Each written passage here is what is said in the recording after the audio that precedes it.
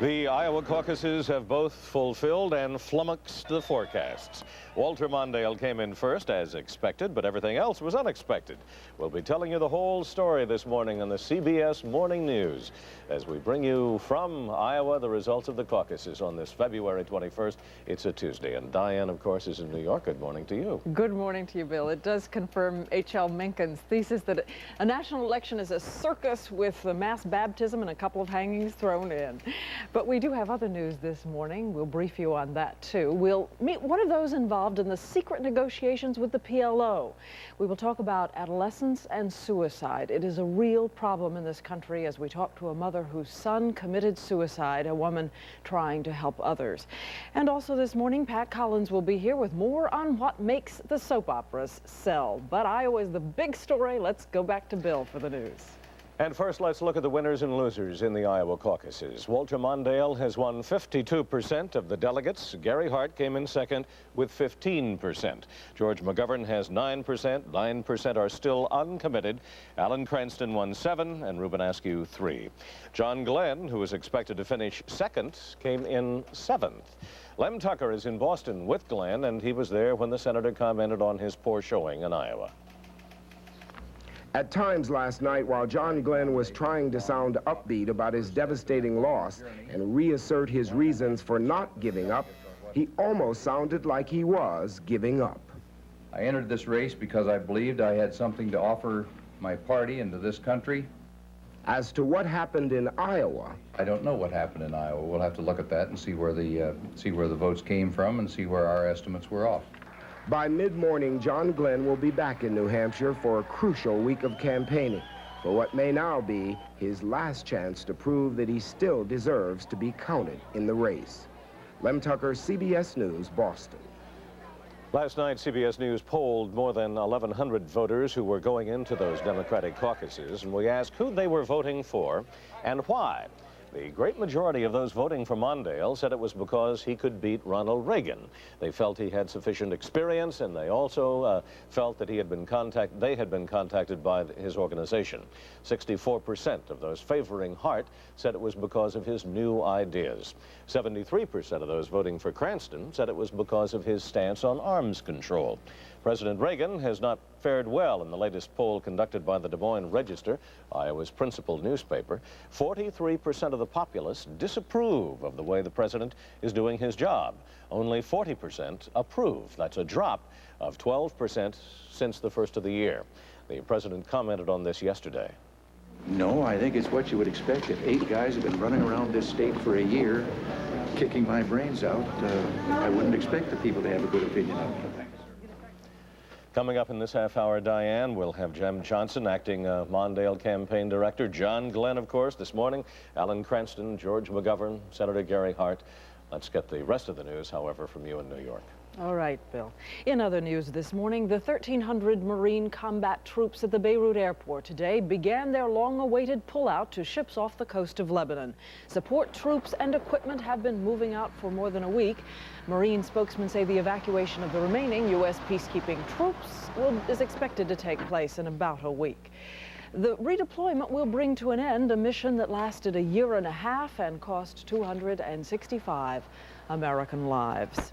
For the second time this week, Israeli warplanes this morning bombed Druze Muslim positions east of Beirut. The Israeli military command says the jets hit guerrilla headquarters near the Beirut-Damascus highway.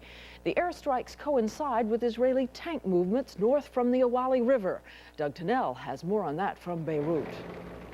There was little doubt about whose army was on the move in Lebanon. Tank commanders issued their orders in Hebrew, and almost every armored car and tank displayed an oversized Star of David. The Israelis moved in brigade strength north of their lines at the Awali River into territory contested by Lebanon's militiamen. A second armored column moved through the mountains toward West Beirut and the Muslim gunmen who control it. Israeli gunboats stood guard offshore. You could see the New Jersey lurking not far away. In Tel Aviv, military spokesmen denied reports that troops had landed on the outskirts of Beirut. They described the movements as routine patrols. But only 24 hours earlier, Israeli warplanes had bombed positions held by Syrian-backed militiamen. The Israelis' new and active role raised the hopes of pro-government Lebanese that Israel would return and fill the vacuum left by the departure of the multinational peacekeeping force. But the troop movements also raised the possibility of a confrontation, with Syrian and Palestinian units supporting the anti-government militiamen, the specter of an even wider war than before. Doug Tennell, CBS News, East Beirut. Coming up in a moment, Jim Johnson, campaign chairman for Walter Mondale. Candidates Cranston, Glenn, and Mondale all spent the maximum amount of campaign money permitted by law in Iowa, $684,538. Picture yourself in this '84 Waller Buick.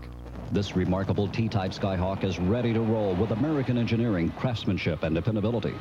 The new generation of Buicks are here. Look at this exciting lineup. The impressive Century, the dynamic Regal, the contemporary LeSabre, the luxurious Park Avenue, and the classic Riviera. Wouldn't you really rather have a Waller Buick?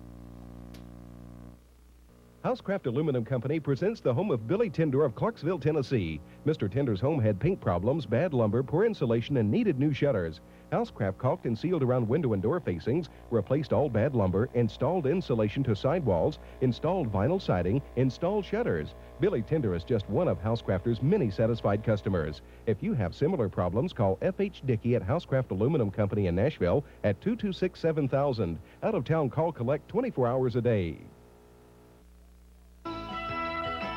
Time now, 7 minutes past the hour. And according to the UPI College basketball poll, North Carolina is still number 1.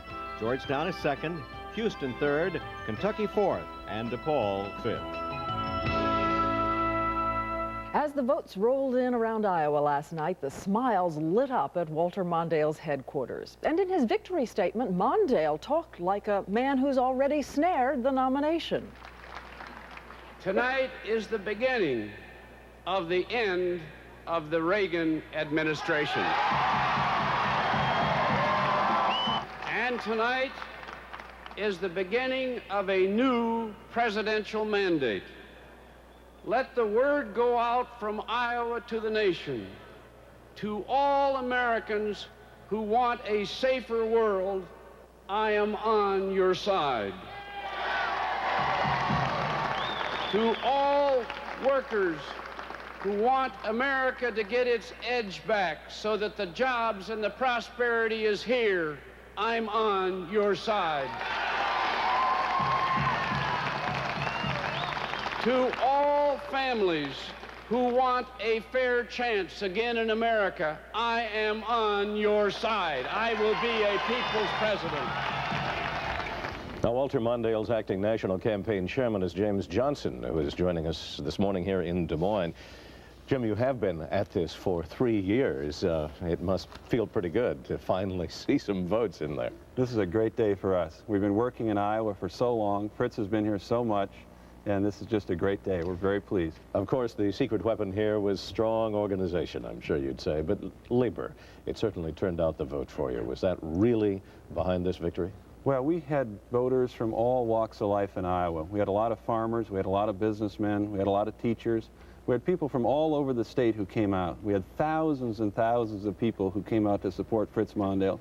And we're very proud of the victory because we think they stood up and stood up for him, and that's important to us.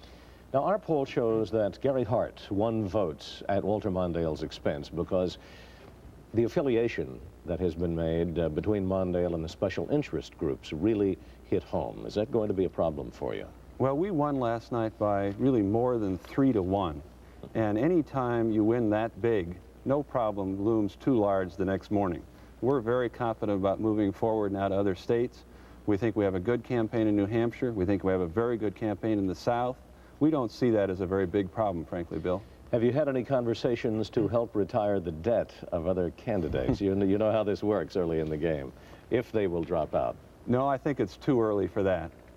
We've got to go win some more states, win some more primaries and caucuses. They've got to make their own decisions about their own prospects. We're optimistic about our chances, but they really have to deal with their own situations for the time being. What happened to John Glenn? Well, I don't know for sure, and of course, your correspondents will be talking to him during the day, and you'll have an opportunity to hear directly his analysis. One of the things that strikes me is that the campaign in Iowa got very negative towards the end. And I think here in Iowa and in New Hampshire, people don't like negative campaigns. And I think that might be one of the factors that affected his showing last night. Some of that negativism resulted in Walter Mondale being called a liar, a tool of big labor unions. Is that going to hurt? I don't think it hurts in the end. When we get into November and people are choosing between Ronald Reagan and Walter Mondale, I think they're going to look at issues that are related to war and peace, the productivity of our economy, the fairness of our society, and who's qualified really best to lead our country for the next 4 years. I don't think they'll be looking back to Des Moines for charges that were made 9 months earlier in the heat of a primary or caucus election. A few seconds left. How did the international events, including Yuri Andropov's death, help Walter Mondale? I think they helped him because in the end, the real question for Iowa voters is who's the most qualified to be the next president of the United States. And I think the answer was overwhelming, Walter Mondale. Jim Johnson, he's on his way to New Hampshire? In about an hour. And so are you, I presume. I sure am. Okay, we'll join you there. Thank you very much. Diane, in New York, how about some weather? All right, the sun may be shining for Walter Mondale this morning, but what about the rest of us, Steve There is Baskerville? yet another vote that has been cast to keep the spring-like weather moving for most of us, and it will, but it is an awfully cold start, especially in the southern plains. Take a look at some of the temperatures this morning. 34 degrees in Dallas, 28 degrees is all you will find in Denver, Colorado now, 13 degrees in Salt Lake City. Some showers will be moving into Salt Lake. There's another winter storm that's trying to develop. Soggy morning from Seattle to Tacoma to San Francisco Bay, but those clouds should break up as the day wears on. The clouds will not break up from Armonk, New York, all the way up to Caribou, just will not move out the northeast. Let's go take a look at how the clouds are moving. You get a nice southerly flow of air, and you get some warm temperatures as are happening now in the deep south. You also get some rain, and that's what's happening through most of Georgia and Florida. Most of the radar sites reporting in will show you that all of the precipitation for the most part on the East Coast is confined to this area, and it should be about 1/2 inch to 1 inch of rain. Only some light snow, and that should be moving away out of the Detroit area. 4 to 8 inches of snow could be likely around the mountains as that storm progresses. That's a look at the national weather. Here's a look at some temperatures and forecasts for some locations around the nation. The Nashville forecast, partly cloudy today, the high about 50. The wind will be northwesterly at between 5 and 10 miles an hour. Tonight, fair and not as cool, the low near 30, and tomorrow mostly sunny, a little warmer, the high about 58. We will look at some more high temperatures for the nation in the next half hour. All right, Steve, thank you. Still ahead this half hour, John Glenn. Coming up next, reflections from Bill Moyers.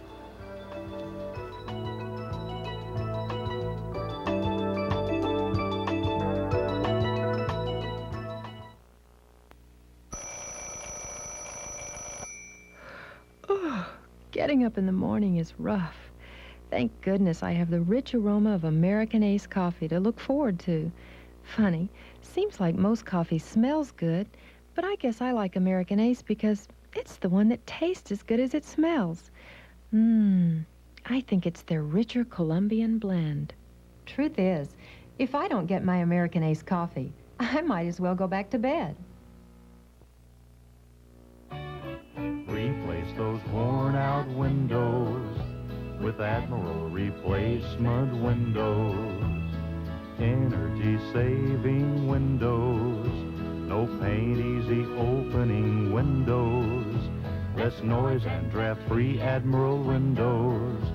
Secure, easy tilt cleaning windows. See your Admiral dealer today. Call Spurlock and Carter, the answer people in Nashville. Hello, friends. Let Tribune Transmission solve your problem. One exact price. No guessing, no double talk. One exact price. Free wrecker, free checkup, terms arranged, 30 years, same location. Folks, Tribune gives quality at one exact price. No guessing, no double talk. One exact price. Save time and money. In all the world, there are only 12 gold medal Chevy dealers. Only 12. John Whitfield, Ashland City, Tate Chevrolet, Crossplay, Alvis Jones, Dixon, Walker and Cullum, Franklin, Big Jenkins, Gallatin, Wilson County Motors, Lebanon, Leader Chevrolet, Madison, Capital Chevrolet, Nashville, E.B. Smith, Nashville, Jim Reed, Nashville, Ain Chevrolet, Springfield, Gene Caldwell, Waverly. 12 gold medal Chevy dealers in all the world. And there's one near you. So why settle for less? Go for the gold. It's now 1:15. They may spend years trying to figure out why John Glenn did so poorly and Gary Hart did so well last night in Iowa. We've only given Bill Moyers a few hours to ponder on it after being up all night, but he is ready with a unique brand of political analysis. Good morning, Bill. Good morning, Bill. This one is actually easy because in politics, the suspense, which we were looking at yesterday, is fun and the results are final. And the book is closed on Iowa. Walter Mondale got nearly 3 times as many votes as any other Democrat, maybe a little more than that. And if you wonder how good that is, just remember that Jimmy Carter won the caucuses here in 1976 with only 29% of the votes and went on to the nomination and the White House. So Mondale will plunge into New Hampshire surrounded by the glow of success. Looking like a winner can make you a winner. His opponents are pointing out this morning that more than half the Iowa Democrats said they wanted someone else for president or were uncommitted. But that's basically irrelevant unless everyone who is against Mondale agrees on a single alternative. That's asking a lot of contentious Democrats. Gary Hart thinks he can be the one. Although he got only 15% of the vote in Iowa, 15%, that was good enough for him to claim a moral victory of second place. He did it by stamping in remote parts of the state ignored by his rivals, and he attracted young people who said they liked his talk of new ideas. But right now, Hart needs more money than ideas. His campaign is all but broke, and he has just a week to raise cash to mount a television campaign in New Hampshire. John Glenn needs more than money. He needs a miracle. Despite the hero image from his astronaut past, and despite a lot of resources, Glenn did, as you said, Bill, very poorly here. There are 3 rules of caucus politics in Iowa, according to the chairman of the Democratic Party here. The first rule is organize, the second rule is organize, and the third rule is organize. John Glenn broke all 3 rules. Why is anybody's guess, except that Glenn seems out of focus in a party itching for an ideological showdown with Ronald Reagan. The committed Democrats who take part in these things don't believe they'll beat the president with the kind of 5-point programs that Glenn would belabor conscientiously all over Iowa at the drop of a hat. They expect to go at the president breathing fire from their nostrils. That's why Jesse Jackson has been getting a warm reception in cold New Hampshire to his speeches. One thing to look for next week is whether that enthusiasm for Jackson's rhetoric translates into votes for Jackson's ambitions. Bill, when Jackson announced his candidacy, everyone said he's going to be a spoiler by taking black votes away from Walter Mondale. There are no black votes in New Hampshire. He'll have to take liberal votes away from Walter Mondale. That'll test what Jesse Jackson said Sunday when he called us here and said, "You fellas have got to stop thinking of my campaign as just a black candidacy." Well, Jesse, next Tuesday we may stop or we may not. And will be a test. What happens now with McGovern and Cranston? Well, I think McGovern is on his way to being made something of a nice saint in the Democratic pantheon, and that's good. He led the banner in 1972, and he deserves better than to be remembered as he was remembered. Cranston still has the nuclear freeze, the nuclear issue going for him, and in New Hampshire and Massachusetts there are strong freeze movements, but that's about all he's got. It's really hard for me to see this morning how anybody over the long stretch of the route ahead can do more than chase Mondale's marvelous organization. Let's see what John Glenn has to say coming up in a moment on this cold morning after. Thank you, Bill. Iowa Boys State Basketball Tournament began last night with 71 sectional games taking place in small towns across the state.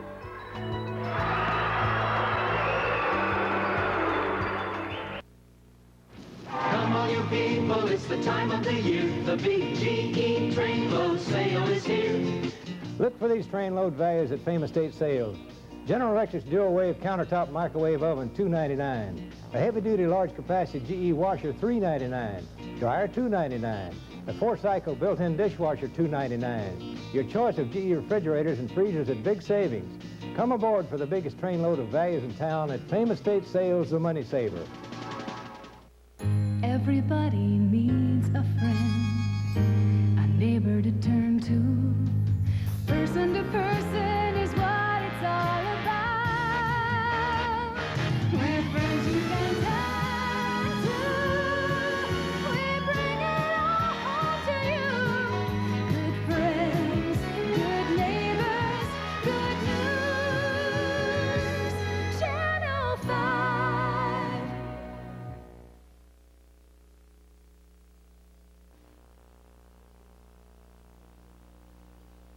There is something in politics more powerful than endorsements and money and name recognition, and that's an idea. In my case, that idea is the future and very specifically spelled out. Senator Hart talking about his significant win as he interprets it here in Des Moines, Iowa last night. A great portion of primary politics is what they call the expectations game. Did the candidate live up to expectations or not? And by that standard, John Glenn could be considered to have suffered a defeat last night in Iowa. The senator is joining us now, live from Boston. Good morning, Senator. Good morning, Bill. How are you? It is a cold morning and the kind you hate to get up to, I know. What are your thoughts as you look back at what was, I guess you have even said you got licked last night? Oh, last night was a disappointment to us. I certainly wouldn't try and put any Pollyannish view on it, but you know, Iowa's mainly an organizational state. It's where you have to get people out, and they come in the caucuses and stand around there for 3 or 4 hours and get themselves organized into groups. New Hampshire's a whole different ballgame in that, and I would also add that I can remember someone else that got defeated in Iowa just 4 years ago who's now the incumbent president. So, you know, there's only been 1.5% of the delegates selected so far. That leaves 98.5% to go, and we're out after them. And, of course, you're going into New Hampshire with the best of hopes. Unfortunately, it's the occasion to talk about that defeat and what might have went wrong or gone wrong. Several thoughts. One, that you came to Iowa with an unclear notion of an idea that you wanted to get across and what you wanted to say. What would you say to that? No, I just don't think that's true, because what we've talked about all the way through, Bill, are the getting to those centrist Democrats, of which there aren't that many in Iowa that go to caucuses. Iowa caucuses are mainly a liberal operation there. In fact, in polling yesterday, as I understand it, over 50% of the people coming in classified themselves as liberal coming to the caucuses.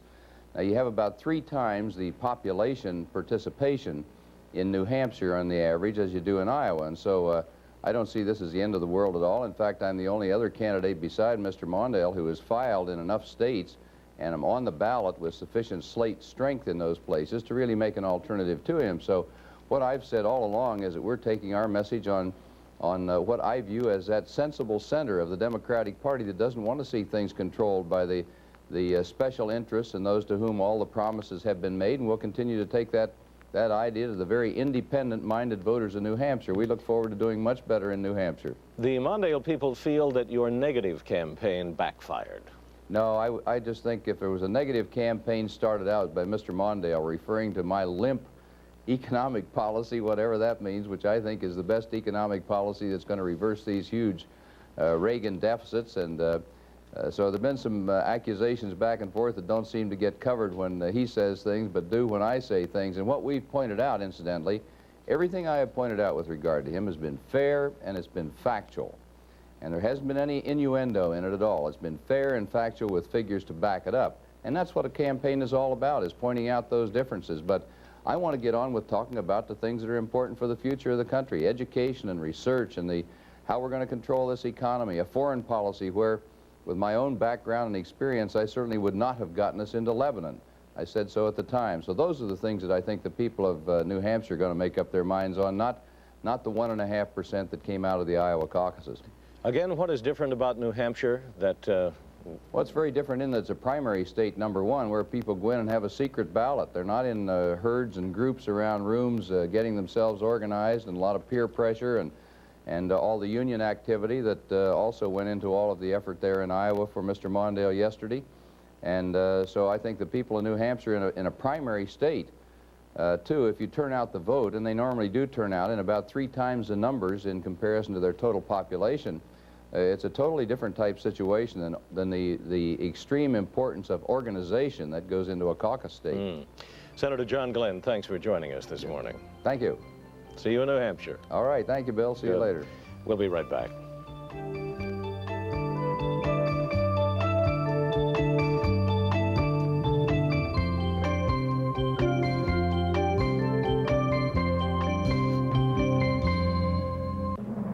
This is an Eyewitness News update brought to you by the Sandman, Tennessee's sleeping giant for more than a decade. Good morning, I'm John Megley. In the news at 6:25, we're expecting a partly cloudy day with a slight warming trend.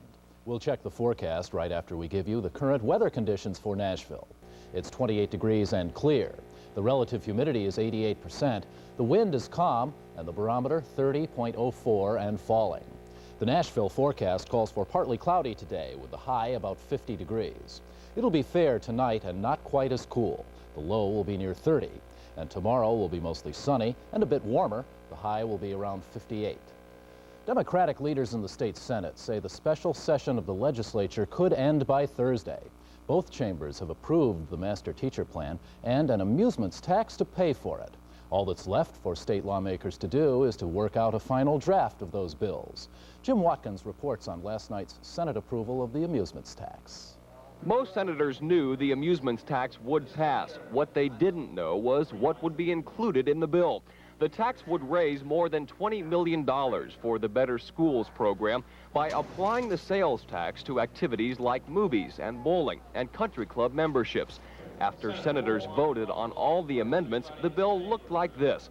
Cable TV premium channels like HBO and Cinemax would be taxed. So would college sporting events.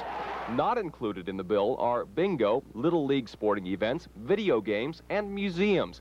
Tickets to tourist attractions like Opryland will be taxed, but not those tickets purchased before June 1st, the date the amusement tax takes effect. There was opposition to the tax from senators who said it would hurt the state's tourist industry. The other big industry is the tourism business, which has created more jobs, and yet we're willing to stand up here and put a tax on it, and we may end up, frankly, gentlemen, killing the goose that laid the golden egg. But others said there had to be an amusements tax to go along with the sales tax increase they've already approved. I think it's unfair to increase the sales tax and have poor people pay it and not put that tax on amusement. The final vote was 22 to 11. The Senate amusement tax bill differs from the House version in that it includes cable TV movies and exempts bingo. But House members are expected to concur with those amendments when they return on Tuesday. Jim Watkins, Channel 5 Eyewitness News.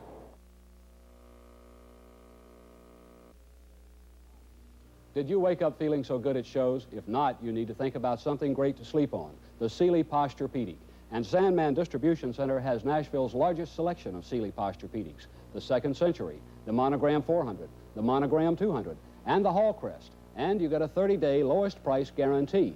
Don't fool around with the sleep you need. Buy a Sealy Posturepedic at Sandman, and you may rest assured that you've gotten the most for your money. 328 4th Avenue South. The search for escaped convicts in West Tennessee will resume in Mason today. That's where a Tennessee highway patrolman spotted one of the 4 escapees hiding in a ditch. A prison spokesman says one of the inmates was seen at Braden, about 25 miles south of Brownsville. The 4 are still at large after escaping from Fort Pillow on Saturday. The quartet is considered armed and dangerous. A 5th prisoner, 33-year-old Randolph Oliver, was captured Sunday without a struggle. He was not armed and has been returned to Fort Pillow. Nearly 30 Metro policemen have been suspended for being overweight, and Chief Joe Casey says more suspensions could be on the way. The department found that 46 overweight officers had gained weight since last April. 60 more were overweight, but were spared disciplinary action because they were losing weight. Chief Casey says he only wants to see progress in meeting department weight standards. We've just asked them to show us progress, that they're doing something to lose weight and continue to lose weight. We're not trying to be unreasonable about it, but still we can't have people say, well, I don't care what your rules are, I'm not going to go by them. Casey says 16 other officers have been sent to the doctor to find out if they have physical ailments that prevent weight loss. They could still face suspensions. Sources tell us that Jake Butcher will avoid a jail sentence today. The reason is Butcher plans to give a federal grand jury some of his financial documents. A federal judge in Knoxville has told him to report to jail if he withholds those papers. Butcher's business dealings have been under investigation since his banking empire collapsed. Our next news update will be at 7:25. This was an Eyewitness News update brought to you by the Sandman, sleep products and brass beds.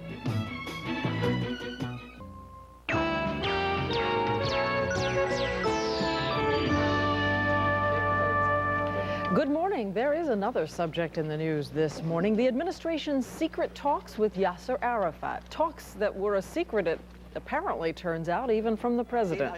We're going to find out what happened this morning from a man who followed the talks every step of the way. Good morning to you once again. The morning after the caucus, the big night before a good story, and Bill Curtis is on the scene in Des Moines this morning to cover it for us. Bill? And the pundits, Diane, are prognosticating like anything here in Iowa after the Democratic caucuses last night. We'll have the full results and some live interviews with some of the principal candidates, specifically in this half hour, Alan Cranston and George McGovern coming up. First, let's take a look at the results. Walter Mondale has won 52% of the delegates chosen at the Iowa Democratic caucuses last night. Gary Hart came in second with 15%. George McGovern won 9%, and 9% are still uncommitted. Alan Cranston won 7%. Ruben Askew won 3%, as did John Glenn. Jesse Jackson got 1%, and Ernest Hollings did not get enough votes to show up in the figures. Walter Mondale won a clear victory, of course, but as Frank Courier tells us, the other contenders are far from throwing in the towel. Gary Hart may have lost the Iowa sweepstakes, but he emerged from the pack to win the expectations battle. He told CBS News correspondent Dan Rather last night his surprise second-place finish will quickly thin out the field of 8 after New Hampshire's primary. It wasn't too many days ago where people said I had no chance at all. I think this race has dramatically rearranged itself. We'll worry about where the showdown comes later on. Caucus night was a humiliating defeat for John Glenn, who finished 5th and fooled the experts who had favored him as a distant runner-up to Mondale. Now I'm not making any excuses. We got whipped tonight in Iowa, and we're on to the next one. Not a good night either for Alan Cranston, whose powerful organization failed to turn out the nuclear freeze vote, leaving him in 4th place and possibly in trouble. We are in much better shape in some of the states that come after New Hampshire than several candidates in the pack, including, I believe, Gary Hart and George McGovern. But George McGovern scored better than Cranston, finishing 3rd, even without the organization and without much money. I'm just feeling very happy that I achieved what I wanted to do. I am ready to be President of the United States. Thank you. But the night belonged to Walter Mondale by a 3-to-1 margin of victory. No small challenge to the other candidates, who must try to close that gap as the campaign resumes today in New Hampshire. Frank Courier, CBS News, Des Moines. Indeed, it is on to New Hampshire, and for us, back to New York and Diane. All right, Bill. In other news this morning, after 18 months, the U.S. Marines are pulling out of Lebanon. The peacekeeping troops began boarding helicopters this morning for a short flight to American warships stationed offshore. Israeli warplanes, meanwhile, went into action again today, pounding suspected guerrilla targets along the Beirut to Damascus highway. An Israeli armored column moved north yesterday from Lebanon's Awali River toward the rebel-held town of Damour. The convoy of armored personnel carriers was accompanied by tanks and other heavy artillery. Sources say another Israeli column was also heading north near the city of Sidon. In an extraordinary display of defiance against the Polish Catholic Church, protesters are staging a sit-in at a parish in suburban Warsaw. They are demanding the reinstatement of their priest, who has been transferred after publicly supporting the outlawed Solidarity trade union. Last night, thousands crowded into the church for a protest mass. A Polish UN worker has been released from a prison in Poland after serving more than 4 years on a spy conviction. And John Sheehan has that story. UN Secretary General Javier Perez de Cuellar appealed personally to Prime Minister Wojciech Jaruzelski and obtained the release of a UN employee imprisoned in Poland for more than 4 years. Alicja Wesołowska was arrested in 1979 while on a stopover in Poland to see her family. While interrogating her, Polish authorities made this film without her knowledge. 2 years ago, the government showed some of the interrogation on Polish television in a propaganda broadcast aimed at justifying Wesołowska's secret trial and imprisonment. The TV program alleged that while employed at UN headquarters in New York, Ms. Wesołowska kept certain UN delegates under surveillance for the CIA, including Ambassador Andrew Young. Well, I never met Andrew Young, so I don't think that's what was possible. Was there anything at all to the charges? Did you ever work for the CIA? No. The UN Secretary General departed Poland this morning after telling reporters he had also appealed for the release of 11 dissidents jailed without trial. That group includes some of the leaders of the outlawed trade union movement, Solidarity. Perez de Cuellar said his talks with the government had been encouraging. John Sheehan, CBS News, Warsaw. A teenager who was mistakenly deported to Mexico has been reunited with his brother in California. A 14-year-old Mario Garcia was caught up in a sweep of illegal aliens by immigration officials in Santa Ana. He says he volunteered to leave the country to avoid a threatened beating. He turned up in San Diego after a frantic search by his father. Now let's check back with Bill Curtis at the Des Moines Civic Center. Bill. Well, we're going to be coming back in just a moment with George McGovern, and we'll tell you all about it and why he's smiling this morning. John Glenn spent $220,000 on advertising in Iowa, more than any other candidate. We can't be very proud of that. United States of America, getting behind other nations around this world in academics. American Express presents... I gotta catch a plane. Projected. You'll see a list of the managers and the various graph form. I gotta catch a plane. Next time you make plane reservations, use the American Express card and United Airlines advanced check-in. Because you'll already have your ticket, boarding pass, and seat assignment, you can go straight on the plane. With United Airlines advanced check-in, you'll have a few extra minutes next time you... Gotta catch a plane. The American Express card. Don't leave home without it. It's a tough job making a decision. You need all the facts.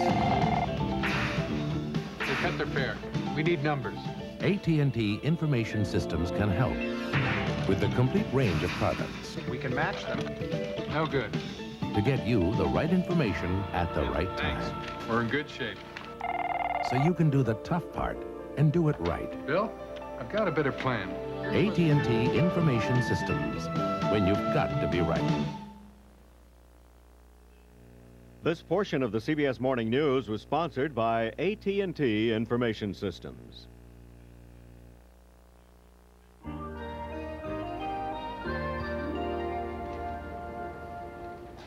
In 1972, George McGovern came in third in Iowa. I believe the percentage was 23%. And he still went on to win the Democratic nomination. But he has come in third again. And joining us this morning live in Des Moines. Good morning, George McGovern. Good morning. Well, it is a big morning for you. Why do you interpret this as a significant victory? I think here in Iowa, the voters saw me as a vehicle through which they could speak on their own convictions, on their own conscience. They saw me as a way to move the country in the direction on the issues that they think we ought to move. I think a good many people who voted for me thought that probably Walter Mondale would come in first, but they felt more comfortable with the positions I was taking on the issues, and this was their way of saying so. How much money did you spend on advertising? I had one ad in the Des Moines Register, and I had a couple of days of television right at the end, a total of $15,000, both on newspaper ads, radio, and television. Probably 10% of what any other candidate spent. You feel that could be a key? I think it's possible that people are going to begin seeing me as the economy candidate. I got more votes per dollar spent than anybody else. By that criteria, I was the big winner last night. We've got to get some more money, though, in order to do well in New Hampshire and Massachusetts. I'm hoping that we can qualify for federal matching funds and that the money will begin to come in from people around the country so we can stay in this race and be as effective as possible. Back in '72, it was the beginning of the beginning. Why should we believe that the same kind of thing is happening this time? I think for this reason, everybody that's been out across the country will tell you there are still many undecided voters. Of those who have decided, obviously Walter Mondale is out in front, in first place, but I think even he would concede that there's a potential out there that has not yet been touched by anyone. Certainly half of the voters across this country have not yet made up their mind. we only had about 20% of the normal Democratic voters here in Iowa participating in these caucuses. So we've got to reach out to that 75 or 80% who still are not participating in the process. Were you surprised at John Glenn? I was. When I came into the race in September, everyone was talking about a two-man race as though it were entirely between Mondale and Glenn. Now it's quite clear the rest of us have a crack at it. What was his problem, do you think? On paper, he's the perfect candidate. Well, John Glenn is a fine man. He's a person of great character. I know him very well. I wouldn't rule him out yet. He's still got some things to say, and he's not going to go down easily. Well, George McGovern, again, congratulations in what you're interpreting as a significant victory, and it's on to New Hampshire. Any reorganization or fine-tuning or broadening of your issues? No, if we can just get some more money, we'll do a good job in New Hampshire. Then we go on into Massachusetts, which is really a McGovern state. Okay. Thank you, George McGovern, for joining us this morning. Let's go back to New York and Diane. We'll be back in a moment with Alan Cranston standing by. All right, Bill. You were about to meet one of the tiny handful of people in the country who walked in this morning and said, "Wonder how Harold Stassen did in Iowa." It's true. He said that this morning. Steve Baskerville. The first thing when I saw you, nobody's mentioning his name, right? Okay, well, I have some long shots for you today, and one of those long shots is the spring weather continuing around the East Coast, and I want to show you where the clouds are acting up and where they're giving people a break today. Let's take a look at the latest satellite photo, and what you're going to see is, if you probably live in New York City or northward, through New England, the days start off sunny and then the clouds grow in. It looks like it's going to snow or rain. That's the same case today. A lot of instability in the northeast, but still the temperature's quite warm. Not a long shot at all that there will be more rain in the deep south. The latest radar sites reporting in are going to show you that most of that rain is still on a straight line from Georgia all the way down to Key West, Florida. Temperatures are quite high, about 85 degrees yesterday for Key West and other locations. There's some mountain snow that's going to be moving in. Now it has rained as far south as San Francisco. The high temperatures today are going to be quite nice and quite spring-like indeed. 60s through the southwest. Some 30s can be found as the storm starts to whip up and some snow falls in parts of Idaho and Montana. But in terms of weather to watch this afternoon, really isn't a whole lot that's severe to look out for. Most of the precipitation will be in two corners of the nation, and that one corner that I told you about is the rain that should be winding down in Seattle and Tacoma a little bit later on. And there's the rain, a ½ inch to an inch in most of Florida. That's a look at the national weather. Here's a look at some temperatures and forecasts for some locations around the nation. The Nashville forecast, partly cloudy today, the high about 50. The wind will be northwesterly at between 5 and 10 miles an hour. Tonight, fair and not as cool, the low near 30. And tomorrow, mostly sunny, a little warmer, the high about 58. We are going to paint a pretty picture all the way from Des Moines to Rembrandt, Iowa. We're going back to Iowa now, and Bill. You say a pretty picture? We'll see one. Alan Cranston sitting with us. We'll be talking with him in just a moment.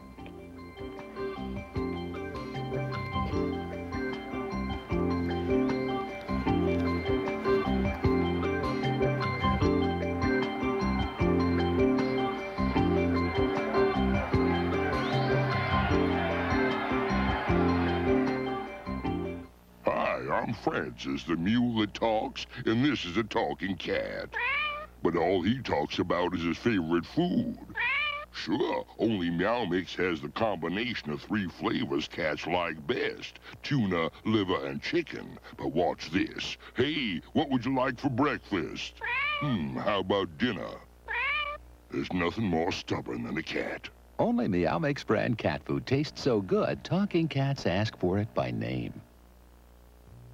Now for your arthritis. The aspirin you take once in 8 hours. Bayer timed release aspirin. One dose is 1,300 milligrams strong.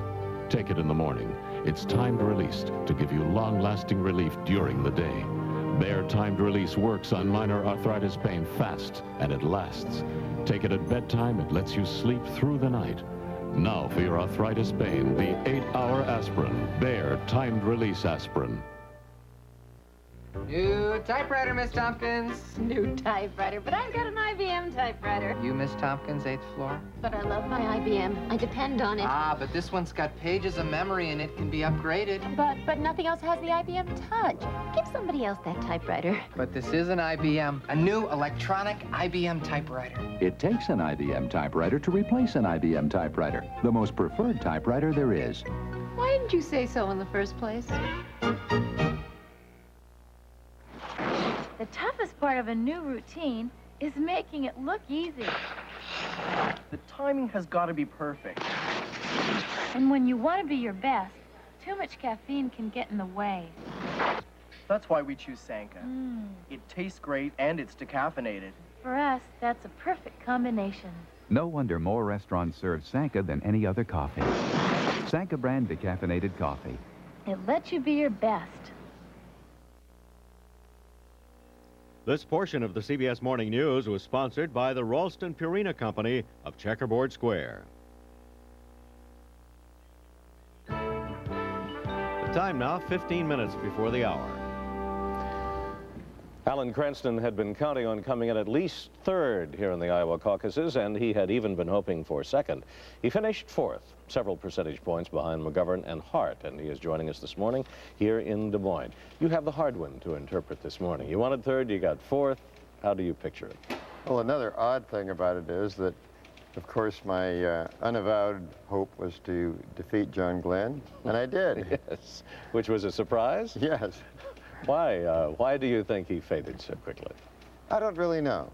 It's hard to analyze several aspects of the results yesterday. So we have to go on to New Hampshire and a few other tests, and things will sort themselves out. Which really is something of a better test. I was just mentioning that the caucus I went to divided quickly into Mondale and Jackson, who are unmovable, but you were subject to horse trading. You and even Glenn and Hart put in sort of a pack there together. Maybe they're confused on the issues. Maybe you're a single issue, do you think? Just arms and jobs? Well, those are two issues, but they relate to all other issues. Another thing that astounds me is that I got something like 7,000 votes or 8, and I'm accustomed in California to winning by 1 million votes and getting 5 million votes. And to have so much hang on just a few thousand votes in Iowa is pretty astounding when the presidency and the leadership of the free world is at stake. Are you going to broaden your appeal or try to as you go into New Hampshire and move beyond the arms race and jobs? No, I've really been stressing other issues. I've focused on peace and jobs. They're paramount. They're universal. Because if we blow ourselves up in a nuclear war, the other issues, and many are important, won't matter. And if we don't straighten out the economy, we cannot cope with many other issues. We won't have the money for education and health care and housing and clean air and clean water and soil conservation. Financially, are you able to do it? Oh, yes. Financially, we can do it. And how far? Oh, on into the indefinite future of the White House. Of course, or at least through next Tuesday.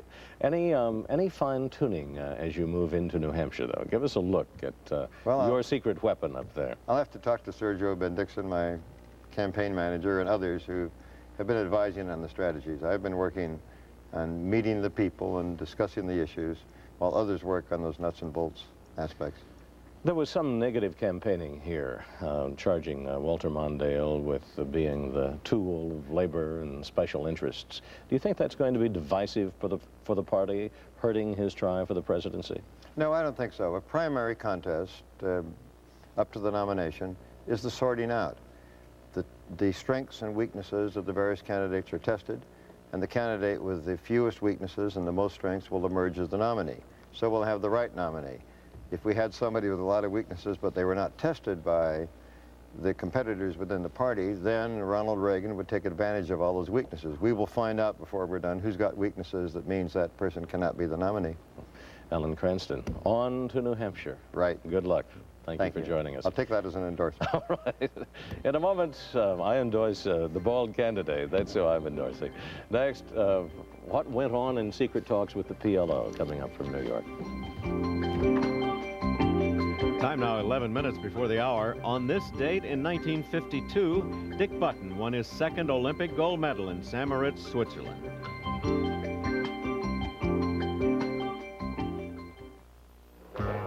The secret's vitamin E. Every little vitamin every day. Massive doses. Whatever you hear about vitamins, you take them for nutritional support. But only Myadec gives you so many vitamins and minerals, and so much of each, that you get the highest level of nutritional support of any leading vitamin mineral brand. That's why Myadec is the professional formula. From Park Davis, helping your pharmacist and your doctor help your health. Quadram, not another personal computer, but enhancement products to make your computer better. Add Quadram enhancements to expand functions and memory, or produce graphics on your IBM PC or Apple computer. Add Quadram for phone communications, faster printing, and brilliant color. Quadram enhancement products expand the capabilities of any personal computer. Quadram, we don't make computers, we make them better.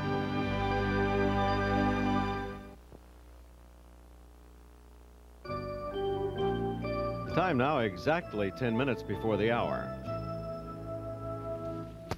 We read an extraordinary story by Bernie Gertzman in the New York Times the other day that the Reagan administration had held secret talks with PLO leader Yasser Arafat in 1981 and 82. In fact, 400 hours of them.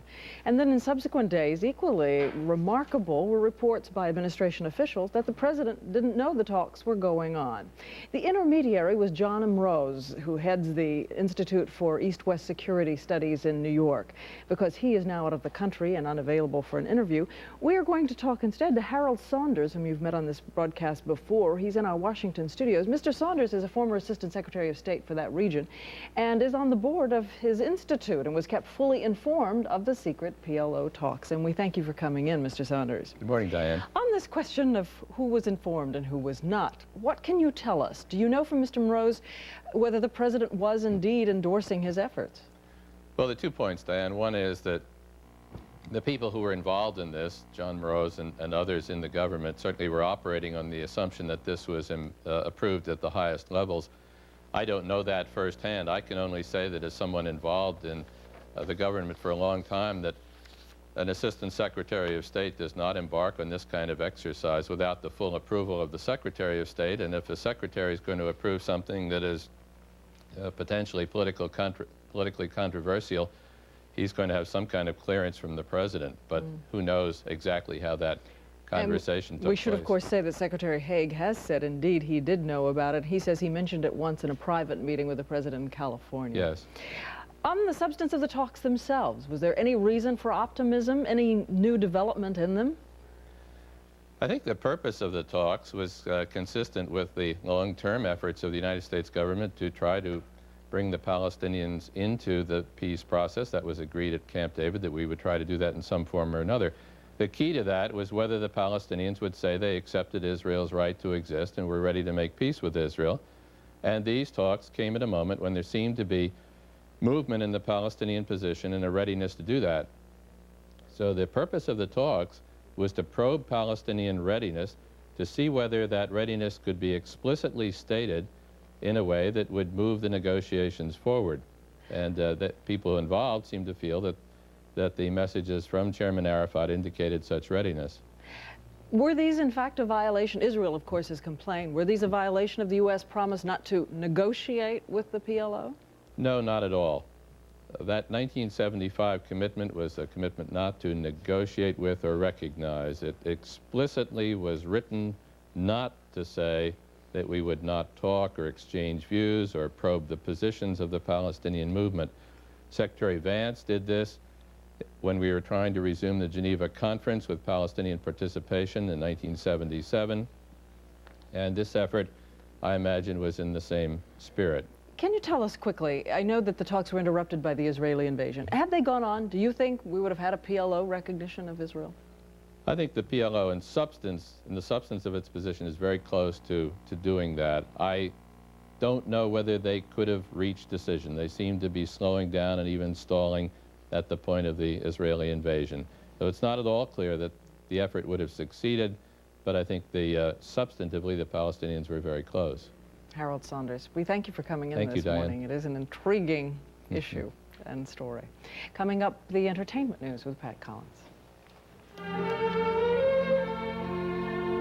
The time now, 6 minutes before the hour. And in our next hour, Pat Collins with the creator of soap operas, Agnes Nixon.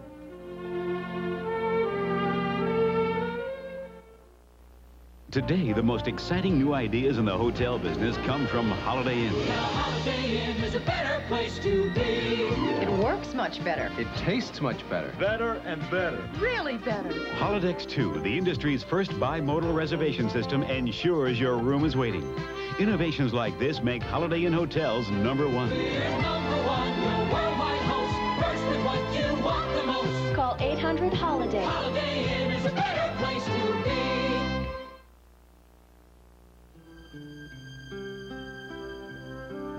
The first time ever I saw your face. He'll always remember the first time he saw you, because the greaseless fluids in Oil of Olay revive the radiance and soften dry lines. The first time ever I saw your face. Oil of Olay. It can help you look younger, too.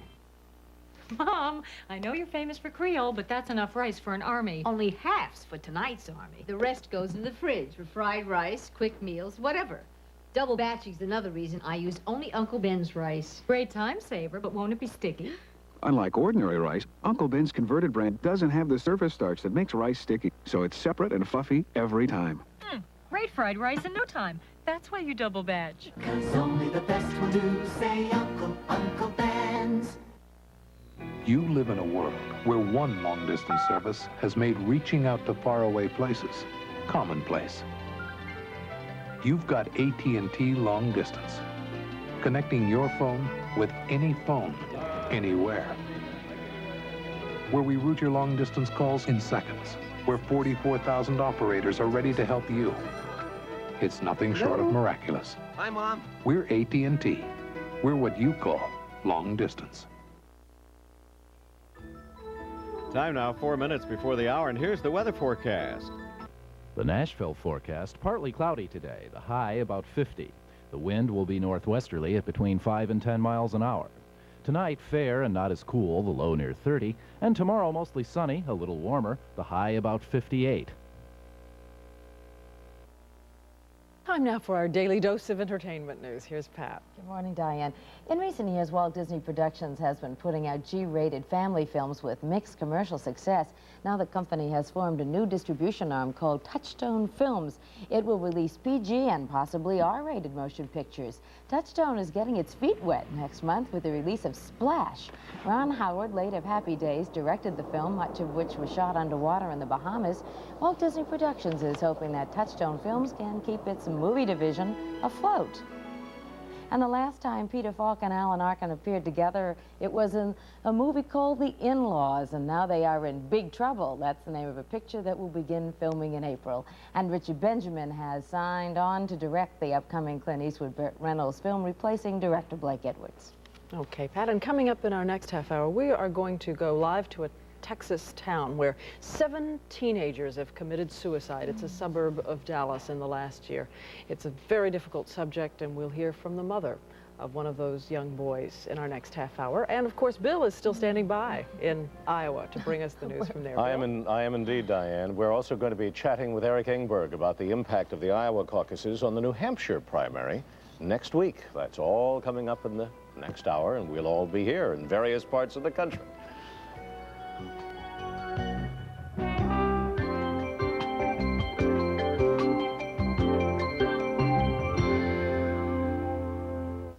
Tonight, the exciting conclusion of Sidney Sheldon's Master of the Game. Kate Blackwell confronts her granddaughter. I'm disinheriting you. But Eve's got a plan. Just stand there and listen to the best business proposition you've ever heard. Marry Alexandra, and it's all ours. You see, my sister has always been accident-prone. Master of the Game tonight. This is CBS. I suppose you could say I've always been sort of lightheaded when it comes to price tags. But you've got to be careful when you shop for supplemental medical coverage when you're approaching 65. Do yourself a favor. Be sure you investigate Blue Cross 65. I think nobody offers you more for less than Blue Cross and Blue Shield of Tennessee. Believe me, friends, you'll find Blue Cross 65 is your best buy, and you deserve the best. Hi, folks. It's Olympic time at Star Chrysler Plymouth. Now, these cars might not win a gold medal, but they'll finish high in their class.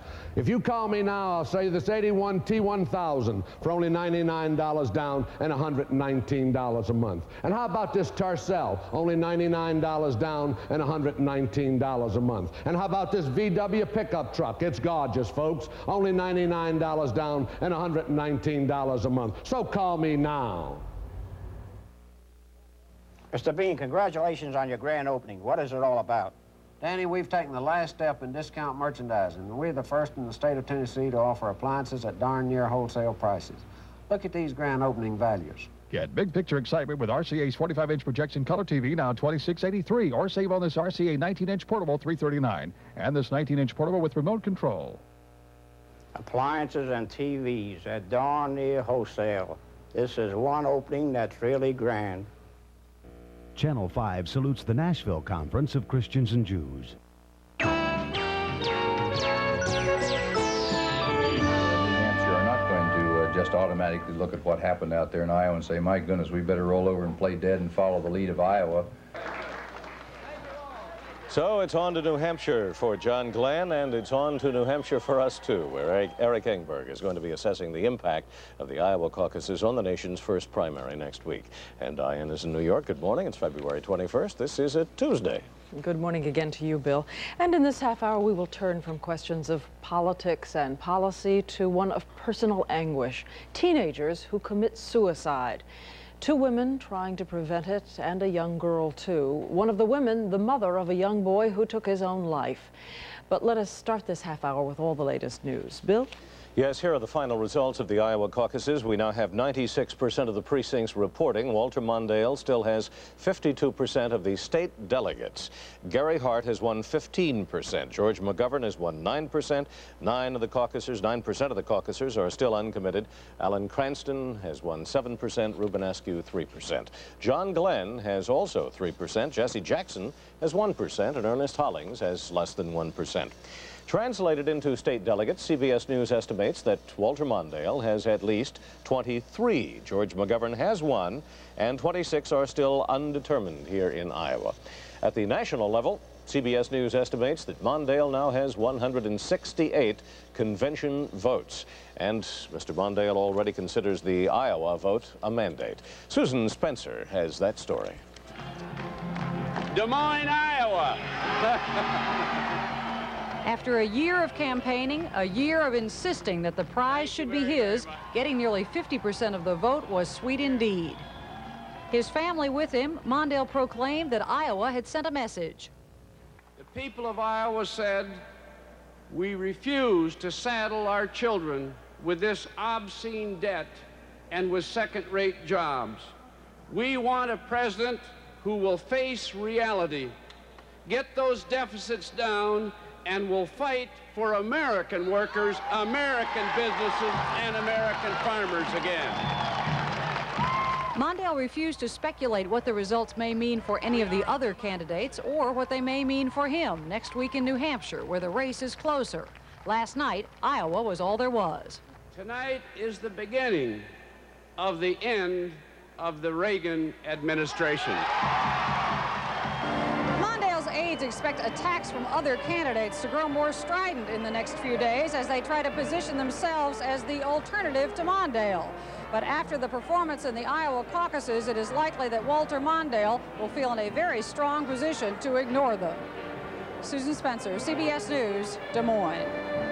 Gary Hart has reaped a harvest of recognition here in Iowa. He told us this morning that his second-place finish in the Democratic caucuses improves his chances of drawing support and raising much-needed cash for the contests ahead.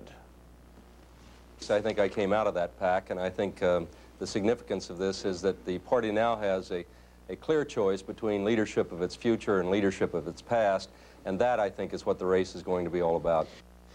Despite the burst of optimism, Hart's aides admit he still lags behind Mondale in fundraising. He also has done little to organize his campaign in key southern states. But the next one up, New Hampshire, will be going there and assess the impact there of the Iowa caucuses in a little bit. Diane? In other news this morning, Israel sent warplanes over several mountain towns southeast of Beirut, dropping bombs on what it calls terrorist targets. That area is controlled by Syria and was the target of a similar Israeli raid on Sunday. Further west at the Beirut airport, an American exodus began this morning, and our report is from Larry Pintack. It took a while, but Marine officers this morning finally confirmed that they are pulling out. In fact, the Marines have been moving equipment for weeks and combat gear since Sunday, all the time saying it had nothing to do with the withdrawal. Down at the beach, armor is rolling onto the landing craft, but it will still take another week or two before everything and everyone is aboard the ships. Arab mediators, meanwhile, are trying to arrange to save the president the Marines came to support. The latest compromise plan being put before President Amin Gemayel again calls for him to scrap the May 17th accord with Israel, but also to note the different natures of the Israeli and Syrian occupation armies and refer the question of the Syrians' future in Lebanon to the Arab League. Larry Pintack, CBS News, West Beirut. Reports are coming in this morning of renewed fighting in Afghanistan between anti-government rebels and Soviet-backed Afghan troops. A Western diplomat in New Delhi says that the rebels recently hit the Soviet embassy in Kabul with rockets and shot down a Soviet MiG fighter making bombing runs over a provincial village. As Iowa voters opened the presidential process, an early thaw opened up barge traffic on the Mississippi River last night. Last night in Keokuk, Iowa, they opened the biggest lock on the Big River. Hundreds of barges and tows have been trapped in the ice there since before Christmas. The thaw means that Iowa's farmers will once again be able to move their crops to market. And at the Tennessee Performing Arts Center in Nashville, they heard the gospel according to Fisk University. An evening of gospel music and a benefit concert to help save the prominent black college from bankruptcy. Let's listen in. I had a dream last night. I had a dream last night. Of my Savior. It's 6 minutes past the hour this February 21st. We'll be back in a moment. Iowa will send 58 delegates to the Democratic National Convention. That's only 1.5% of the national delegate count. Save 15 to 60% on everything in the store during the Beds of Brass February sale. Brass and white iron and brass, the largest selection ever, 15 to 60% off. And save 50% or more right now on Sealy bedding. Plus, when you buy one of our beautiful beds, receive additional savings on the Sealy Posturepedic bedding of your choice. This sale includes all brass accessories at 15 to 60% off during the February sale at Beds of Brass on Bandywood Drive in Fashion Square West, Green Hills. This is George. I took George down to Rivergate Toyota, and I asked the man at Rivergate Toyota if I could use George as a down payment on a new Toyota 2x4 pickup. And they didn't want George. They said just put down 24% and the interest on the balance is 0. 0% interest? Are you kidding? So now I have a new Toyota pickup, and I still have George.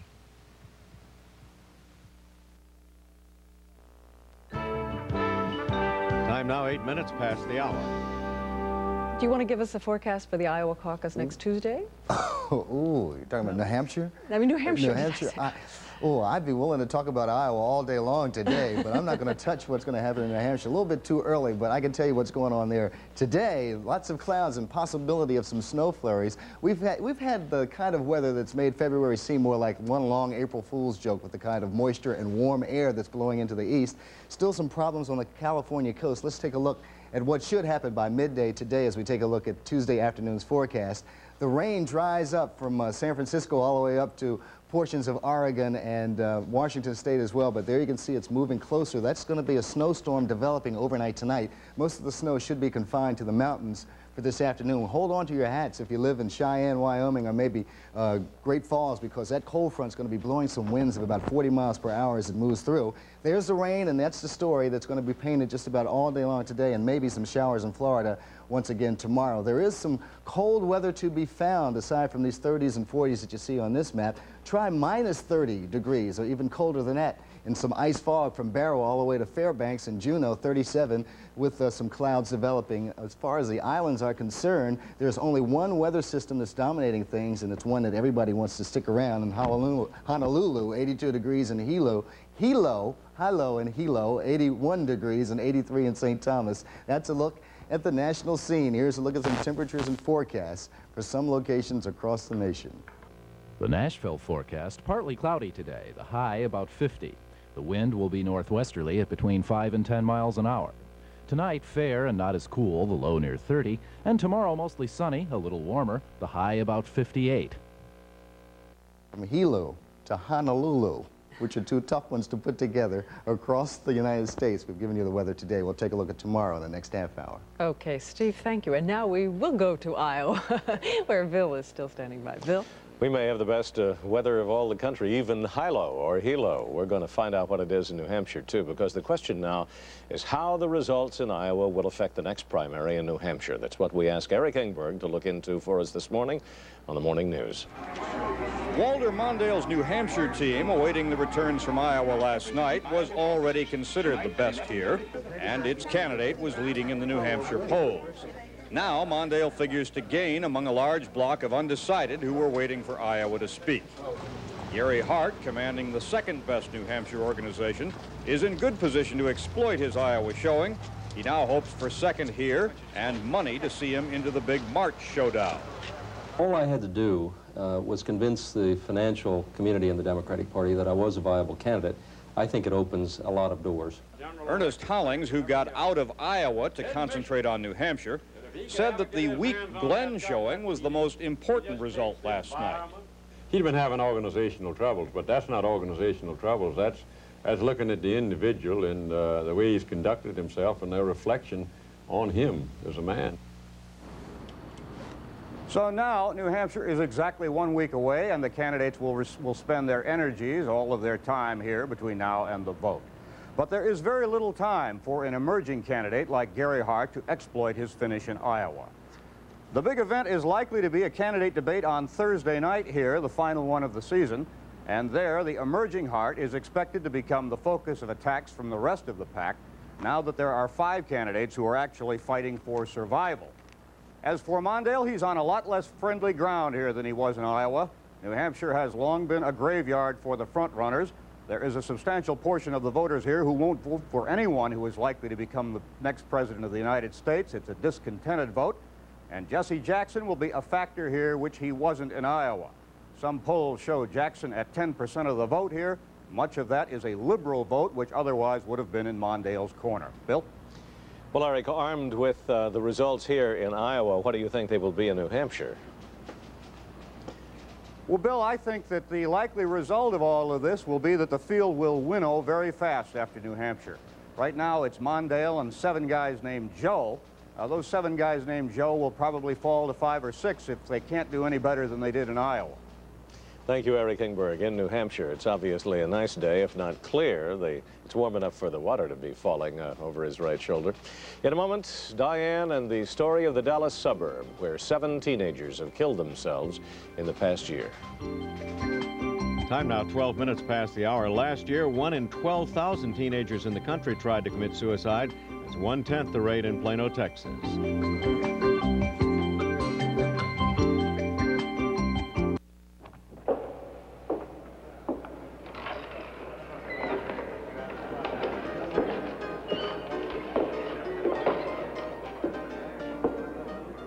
The Old West. Not much left anymore. Just a few crumbling buildings, dusty mementos, and legends. Lots of legends, though not all of them square with the facts. That's why Time Life Books got on the trail of the Old West. Good thing, too. They rescued photographs you didn't know existed. Put it all down while you could still get the straight story about people. Like these 2 sons of a Baptist minister. They staged the first daylight bank robbery in U.S. history. Frank and Jesse James. Here's Clay Allison. Called himself a shootist. Hair-triggered Bat Masterson, who wound up a New York sports writer. And what kind of lady was wanted for horse stealing and bootlegging? That was no lady. That was Belle Starr. John Wesley Hardin. Before the Texas Rangers caught up with him, he shot 44 men.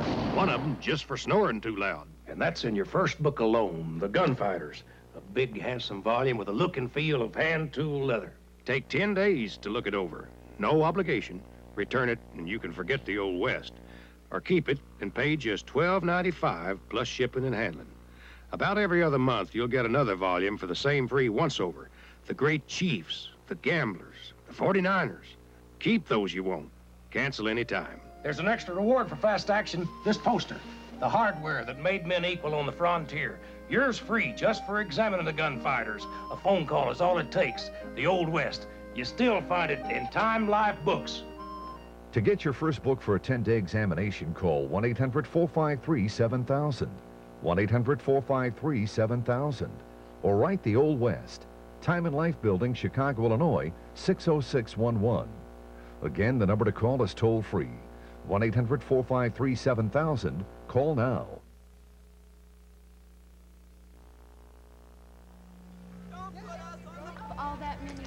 Last week, a 14-year-old boy committed suicide in Plano, Texas. He was the 7th teenage suicide in that fast-growing, affluent suburb of Dallas. In the past year, 6 of them boys, 1 a girl.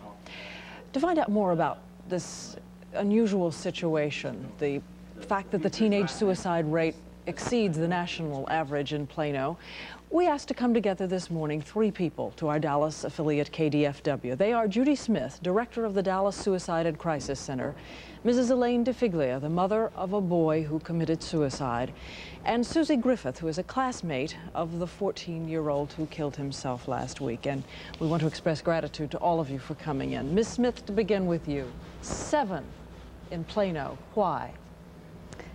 Each of those children in Plano that killed themselves did so because they were feeling a despair and a turmoil. Why Plano?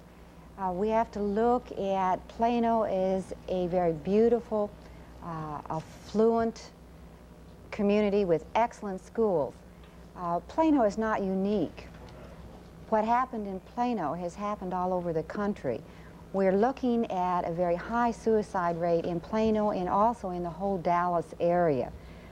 To try to understand what happens in a community that's so fast growing, and I think Plano grew from a population of 10,000 to over 90,000 in just 1 decade. You look at the changes and the stress that come with fast growth. You look at children that move in with their families to a community away from their support system in other parts of the country. I think 1 in 10 students in Plano are new every year. You also look at a community where there's a very high divorce rate, which talks about then, of course, the family instability. I know that you have spoken, Ms. Smith, about the various signals to parents, among them loss of weight and apparent depression. Are there a couple of others that you want to be sure and mention? Yes, each time that somebody is feeling suicidal, they quite often give clues, give signals, a message. A suicide attempt and a suicide completion is really a way of communicating that inner despair and that turmoil that they're feeling. It's very important for parents and for friends to understand what these warning signs are. The Dallas Suicide and Crisis Center is very involved in a youth project trying to find funding to teach people what these warning signs are. The first one, of course, is a verbal sign. When someone says, "I want to die." Unfortunately, there's a myth in our society that when people talk about suicide, they don't really do it. And that's false, because quite often they go ahead and attempt suicide. But that direct clue sometimes isn't all. There may be indirect clues. For instance, I want to sleep and never wake up again. Depression is the main thing. But in children, it's difficult sometimes to see it as depression. They may be irritable, agitated, look bored, lonely, and so forth. Mrs. DeFiglia, your son Scott committed suicide last October. Were there signals there for you? We felt at the time that there were no signals. Scott was very happy, probably, we thought, the happiest he was in his whole lifetime. He was getting ready to go away to college. He would have left the following Saturday, which was 4 days, would have been 4 days after he killed himself. And he was very excited about that. He had a very good summer. He had a very good senior year at high school. He had had a relationship with a girlfriend that he had been dating for about 3 years. And their relationship was up and down for the past 6 months. And we thought the relationship was over with. Evidently, in Scott's eyes, it was not. He was trying to get back with her. I know that you want to convey to other parents, I remember your exact quote was, if it could happen to us, it could happen to anyone. What do you want other parents to be observant of and to know?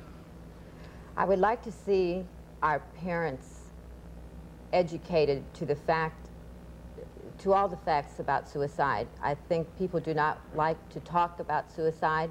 I think it's something that we have to. There is so much of it going on. Our youth have got to be educated. There is an ongoing program now in our area, in the city of Plano, where they have gone into the schools and they are educating the parents. But our youth are the ones that need to be educated. I feel that teenagers will, and it's a known fact, that teenagers will go to another teenager before they go to their parents. And these teenagers need to know how to respond to a crisis. I know we have read that if someone says they're thinking of suicide, you should talk to them about it and should talk with them about it at length. Judy, let me ask you, just to conclude, if you will, for us, because one of your classmates did commit suicide, why do you think it is happening? Susie. Susie, I'm sorry. Pardon me? Yes, I wanted just to get from you, if I could, as a concluding statement, why you think it's happening. Well, I think a lot of it is peer pressure. There's so many new students coming into Plano that some of the students have a difficult time making friends. And then there are some students that have a crisis in their life with their families and friends. And do they talk to each other? Did this young man reach out to anyone else that you know of? No, not that I know of. Susie and Mrs. DeFiglia, we thank all of you, and Judy, we thank you as well for coming in this morning. We appreciate it very much. We'll be back with more in just a second.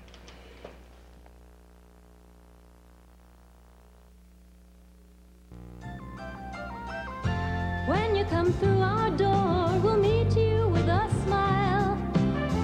Help you find what you're looking for, just to fit your special style. 'Cause we want to be a friend of the family, a friend of the family. We know what a home should be, the Furniture Center, a friend of the family. Spurlock & Carter, specialist for 45 years, has the answer to home improvement. When you add a distinctive carport, patio enclosure, or breezeway, you'll increase the value of your home and enhance its beauty for years. A new custom-designed carport will give your car protection from the weather year-round. A patio enclosure or breezeway will give your family years of enjoyment, real beauty, and more family space. Improve your lot and life. A distinctive carport, patio enclosure, or breezeway is the best idea you'll have today. For free estimate and planning, call 254-7504. Spurlock & Carter, the answer people. The CBS News New York Times poll indicates that 74% of the union members who attended the caucuses last night voted for Walter Mondale.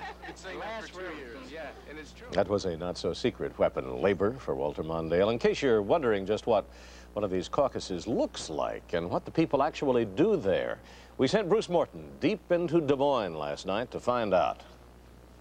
It started quietly enough. Bill Thompson, who makes tires during the day, called the caucus to order. If I could have your attention, I'd like to call the meeting to order at this time. There were a lot of Mondale stickers in the crowd. This is an older neighborhood on Des Moines' south side, heavily Democratic, worried about things like Social Security and Medicare. Thompson called for a show of hands for the various candidates. Do we have any Hart supporters here this evening? Okay, 1, 2, 3, 4. Cranston? There were 139 people at the caucus. One hand went up for John Glenn.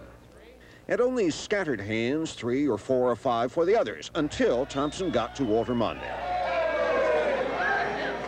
Still, if everyone who was for somebody else got together, they just might have enough for a delegate. There was some spirited bargaining. Unsatisfied Democrats here. Unsatisfied Democrats.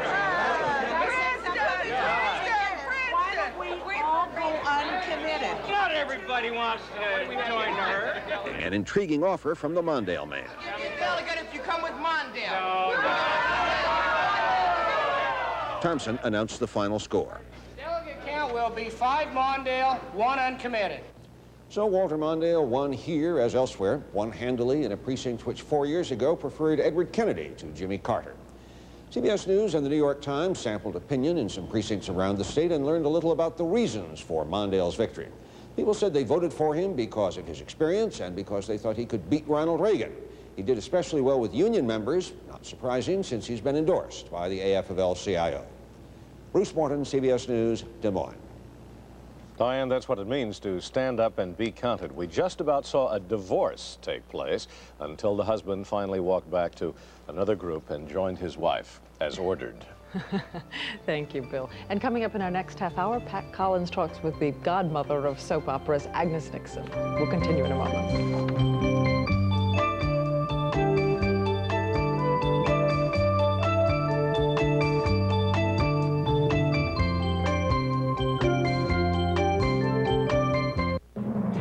This is an Eyewitness News update brought to you by the Sandman, Tennessee's sleeping giant for more than a decade. Good morning, I'm John Megley. In the news at 7:25, we're expecting another partly cloudy day, but it should be warmer than yesterday. We'll check the forecast right after we give you the present weather conditions for Nashville. It's 28 degrees and clear. The relative humidity is 85%, the wind is calm, and the barometer 30.05 and rising. The Nashville forecast calls for partly cloudy today with the high about 50 degrees. It'll be fair and not as cold tonight with the low near 30. And tomorrow will be mostly sunny and a bit warmer. The high will be around 58. It's beginning to look as though the special session of the state legislature will end by Thursday. The state Senate approved an amusements tax to fund the master teacher program last night. The vote was 22 to 11. That tax will raise about $24 million a year. All that's remaining for lawmakers in both chambers is to work out minor differences in the master teacher bill. The Metro Council will take a crucial vote tonight on an auto emissions testing program. If the council fails to approve a contract tonight setting up auto emissions testing with the MARTA firm, the federal government is threatening to cut off millions of dollars in highway money. About once a month in any political body, you're threatened with something. If you don't do it yesterday, the world's going to fall in. So I think I'm concerned about that, but I'm still going to behave in a way that I think is in the best interest of people in Nashville. Nixon is one of many lawmakers who opposes the contract with MARTA as it now stands. An informal poll taken by Eyewitness News shows a dozen back it, 16 oppose it, and 10 are undecided. We weren't able to contact 2 council members. Most of the opposition revolves around guarantees in the contract, such as the requirement that Metro pay MARTA $60,000 if less than 12,000 cars are inspected each month. But Councilman Carney Patterson defends the agreement, saying it's not a profit guarantee, just a break-even guarantee for MARTA. He thinks the deal will be approved if the council understands that.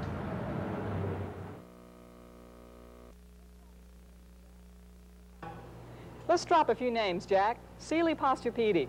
Soda Perfect Sleeper. Wesley Allen Brass Beds. Spring Air Back Supporter. Jack, the Sandman represents all these great names. Why do you have so many? Very simple. We want to offer everyone a large selection of quality sleep products, all at factory direct warehouse prices. Sounds like anybody who needs something great to sleep on only has to remember one name. Mr. Sandman. Prison guards have widened their search in West Tennessee. They're looking for the 4 inmates still at large who escaped over the weekend from Fort Pillow. Frank Turner has been following the story and has this update.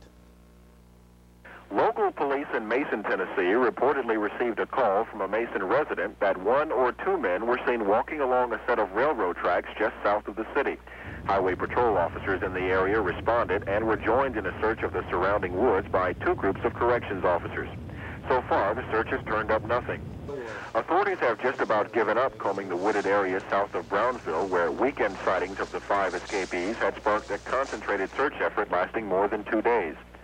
3 of the prisoners, spotted in a truck early Saturday there, fired shots at Brownsville police before getting away on foot. Early Sunday, a family in nearby Macedonia was held hostage by the prisoners and their children tied up. They were not harmed, but their pickup truck and another resident's car were stolen. Neither of the vehicles has turned up since, and it's believed the prisoners still have them. So far, 33-year-old Randolph Oliver, serving life plus 35 years for several violent crime convictions, has been the only capture. He was not armed, but the other 4 prisoners still at large are believed to be armed and dangerous. In Tipton County, Frank Turner, Channel 5, Eyewitness News. Gospel music was the theme last night at a benefit concert for Fisk University. It was called Jubilee 84 and was held at the Tennessee Performing Arts Center. Singer Shirley Caesar was just one of 6 gospel acts to perform at the benefit. Fisk officials hope to raise at least $20,000 from that performance. A record and music video are expected to be made from the concert. Some of that money will also go to Fisk. This is the second of 3 benefit concerts to help the school. The last will be held next month. Our next news will be the Midday Report at 11. I hope you'll join Brenda Blackman, Phil Stanley, and me, John Megley. Until then, have a good morning. This was an Eyewitness News update brought to you by the Sandman, sleep products and brass beds.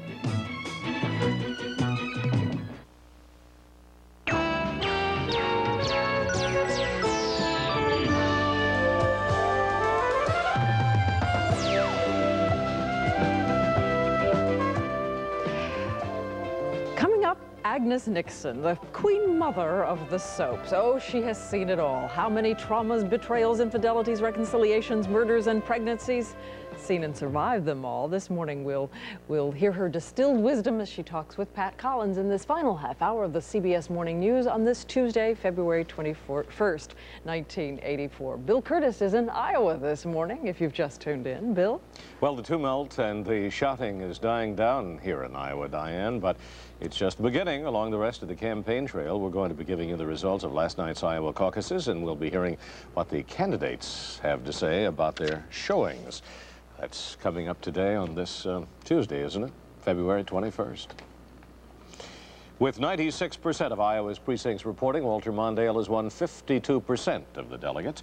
Gary Hart came in second with 15%. George McGovern won 9%, and 9% are uncommitted. Alan Cranston won 7%, Ruben Askew 3%, and the big surprise, John Glenn also won only 3%. Jesse Jackson and Ernest Hollings brought up the rear with 1% and less than 1%, respectively. McGovern and Cranston say they are pleased with their modest but respectable showings, while John Glenn told us earlier that New Hampshire offers a better opportunity for him to prove that he indeed has the right stuff. Well, it's very different in that it's a primary state, number one, where people go in and have a secret ballot. They're not in herds and groups around rooms getting themselves organized, and a lot of peer pressure and all the union activity that also went into all of the effort there in Iowa for Mr. Mondale yesterday. I think a good many people who voted for me thought that probably Walter Mondale would come in first, but they felt more comfortable with the positions I was taking on the issues, and this was their way of saying so. I got something like 7,000 votes or 8. And I am accustomed in California to winning by 1 million votes and getting 5 million votes. And to have so much hang on just a few thousand votes in Iowa is pretty astounding when the presidency and the leadership of the free world is at stake. Now everybody is heading for New Hampshire, including Diane. She'll be anchoring from there next week for the New Hampshire primary. And I think we have a pretty exciting start for you, Diane. I'll say, some kickoff. Also in the news this morning from Lebanon, the Israeli military command confirms that Israeli troops have moved within 12 miles of Beirut. CBS News last night reported that Israeli tanks and troop columns were on the move north from their positions on the Awali River. Also this morning, Israeli warplanes attacked Muslim positions in the mountains east of Beirut. As Israeli troops move north, U.S. peacekeeping troops are moving out. Marine combat units began evacuating from the Beirut airport this morning 2 Navy ships offshore.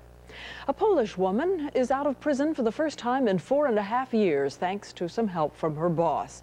United Nations employee Alicia Wesolowska was arrested in Poland in 1979 and later convicted of spying.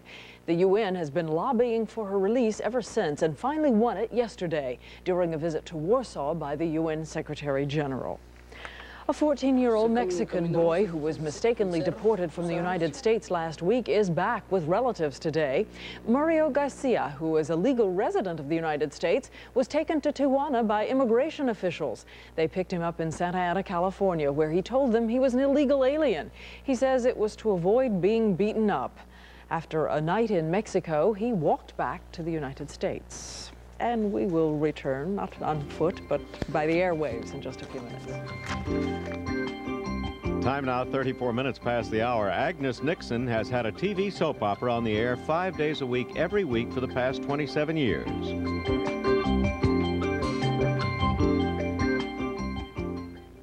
This portion of the CBS Morning News is sponsored by Hefty Steel Sack, trash and tall kitchen bags, the bag that works like a can.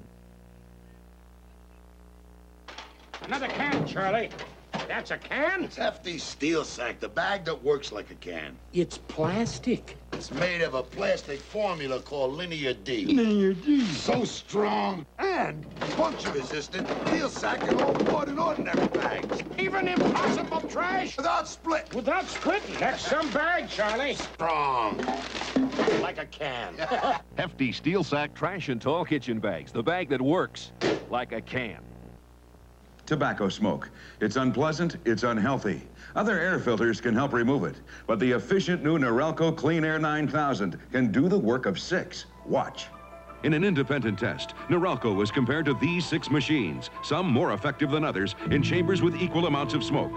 Its high-technology filter and airflow system helped remove the smoke fast. Just as fast as the 6 others combined. Get cleaner, fresher air fast from Norelco.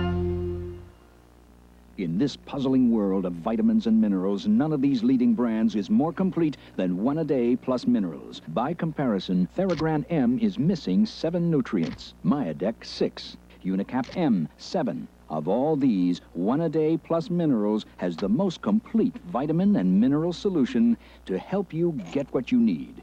In this puzzling world, none of these brands compare to One A Day Plus Minerals, the most complete solution.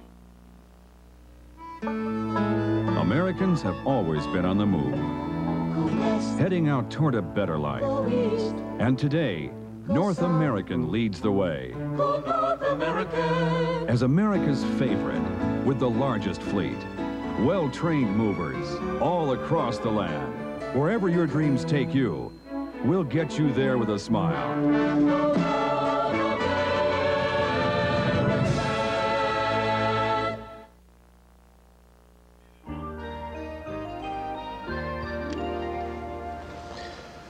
It's another warm, sunny day here in the state of Iowa. Steve Baskerville is going to tell you more about it as we give him a little look at Capitol Square and Claes Oldenburg's Crusoe's umbrella. We've been trying to figure out what that was for about 3 days, and we finally did. Claes Oldenburg comes to Des Moines. Well, it's beautiful here, doesn't it, Steve? Bill, I tell you, they are making reservations for Des Moines for other reasons now to get some of that midday heat. It's going to be warmer there than in Philadelphia, Washington, and New York City. You got it made. Now let's look at some other areas that have it made this afternoon as the day rolls by. Most of Texas and most of the southern plains should have some nice weather.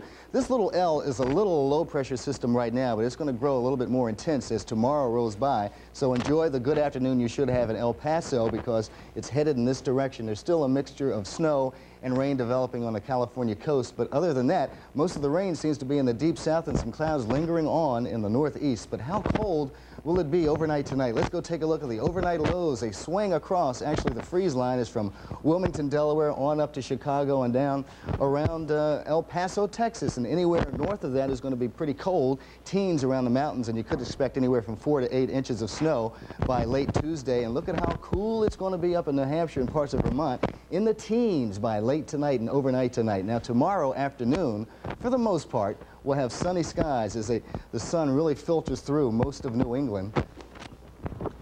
And at that point, I get a new microphone. It all moves very smoothly, you see. And that's where the sunshine should be and temperatures holding up in the 30s. But watch out as that snow progresses and a cold wind behind it out in the northwest. That's a look at the national weather. Here's a look at some temperatures and forecasts for some locations across the nation. The Nashville forecast, partly cloudy today, the high about 50. The wind will be northwesterly at between 5 and 10 miles an hour. Tonight, fair and not as cool, the low near 30. And tomorrow, mostly sunny, a little warmer, the high about 58. I gave you a taste of everything. A little Marceau, Right. all of it, right? Always wanted to do the You weather couldn't- that way. I hope the motions work. You couldn't tell, but you sounded as if you were digging your way out of a paper sack. All we were hearing was this rattling in our ears.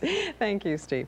As you know, this week we are taking a look at the enduring entertainment, can you call it an art form too, Agnes, known as the soap opera. Today, in the second of Pat's 5-part series, we will talk with the woman who is in so many ways responsible for enhancing the popularity of the soaps, Agnes Nixon. Pat. Thanks, Diane. Agnes Nixon has been compared to Charles Dickens and is generally credited with bringing a social consciousness to daytime dramas, introducing such subjects as acquaintance rape, child abuse, and homosexuality.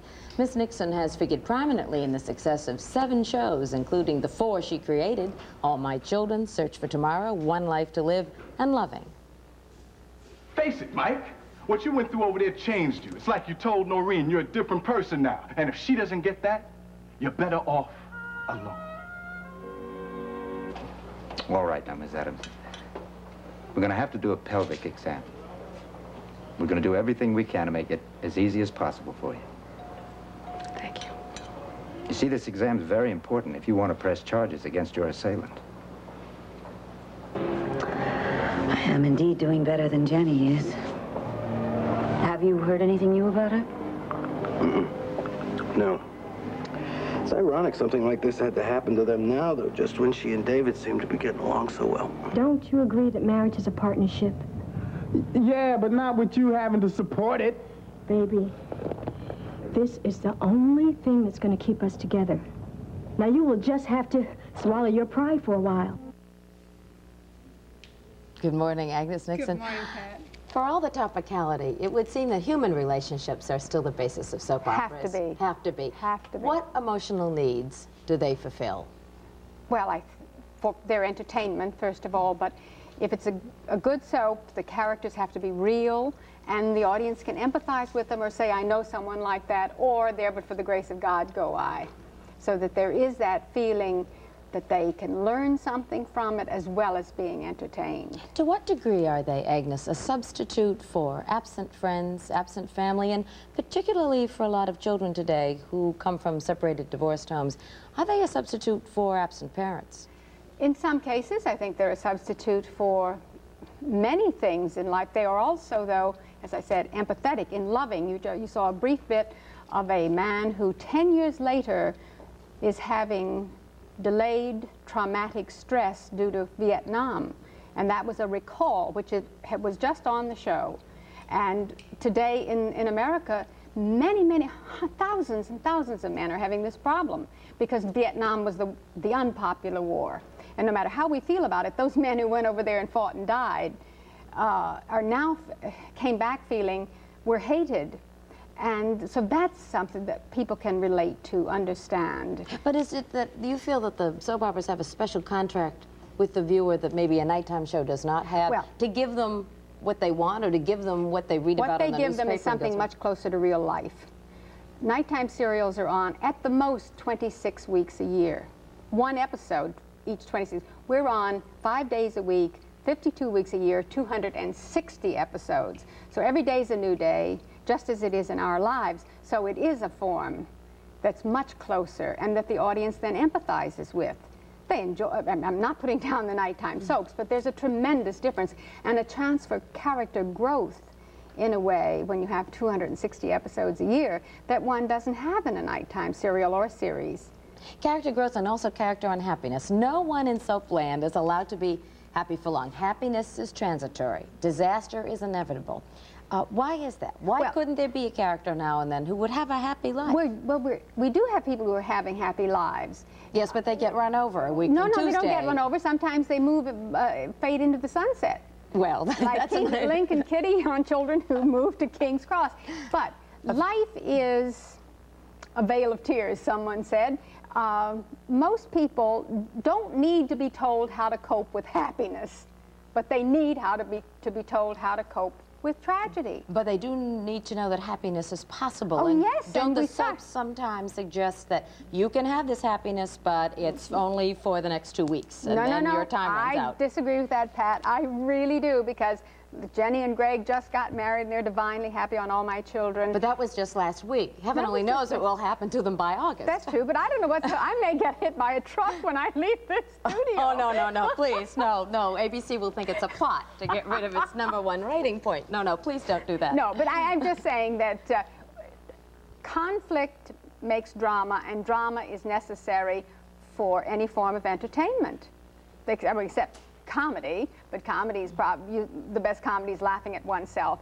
But certainly, I believe any book, any movie you see, it's dealing with unhappiness, with a problem, with somebody solving it. Then the movie ends. But if it continued, like Godfather, Rocky, the 3 Rockies, and Godfather 2, and so on, they dealt with another problem.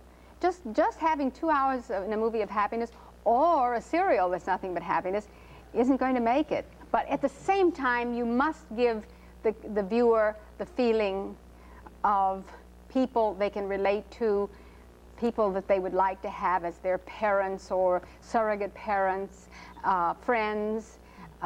There's a very warm feeling, and it isn't all Sturm und Drang. It really isn't. But it is a substitute maybe for the world we don't like, or the world we can't cope with.